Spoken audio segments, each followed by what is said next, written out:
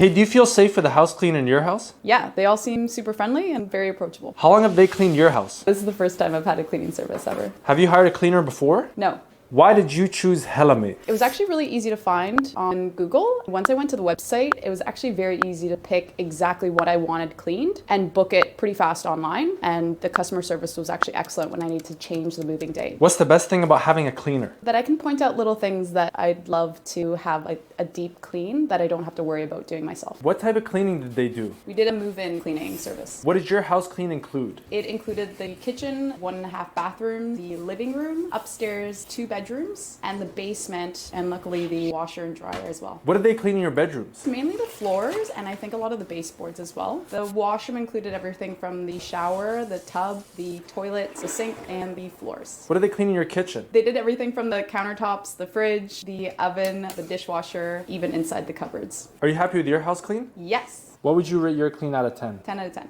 And who cleaned your house today? Hellamaid.